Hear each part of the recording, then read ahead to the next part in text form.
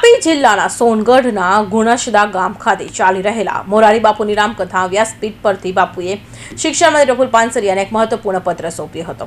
આ પત્ર એક શિક્ષક દ્વારા બાપુને આપવામાં આવ્યો હતો।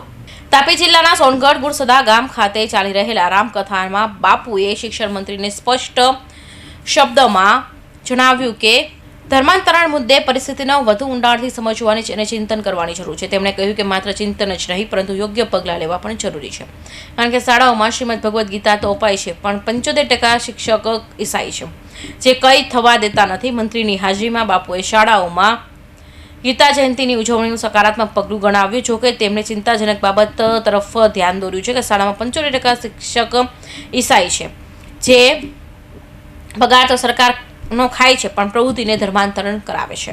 સરકારે સારું કર્યું કે સ્કૂલમાં બધાના વિદ્યાર્થીઓને ભગવદ્ ગીતા પહોંચાડવામાં આવે છે। ગીતા જયંતિ આટલો ગીતાનો પાઠ કરે,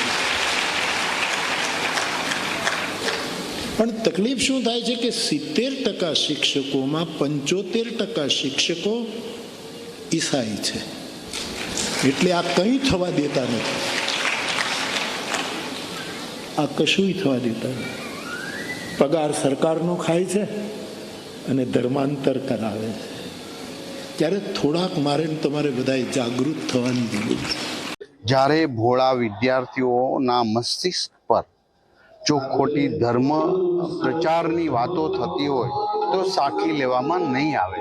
એ પાક્કું છે, દરેકને રહેવાનો, દરેકને પૂજા અર્ચનાનો અમે વિરોધ નથી કરતા, અમે આદર પણ કરીએ છીએ, પરંતુ આ વિસ્તાર એક મૂળ સનાતન વિસ્તાર છે, મા શબરીનો વિસ્તાર છે, આ મા શબરીએ કરેલા તપનો વિસ્તાર છે, ત્યારે આવી કોઈ ઇલીગલ પ્રવૃત્તિને અમે સાંખી લેશું નહીં। શિક્ષણ મંત્રીએ પોતાના નિવેદનમાં જણાવ્યું હતું કે ધોરણ 6 થી ગીતાનો પાઠો ભણાવવામાં આવે છે અને 90% શાળામાં ગીતા જયંતિની ઉજવણી થાય છે, તે ઘણી સારી બાબત છે।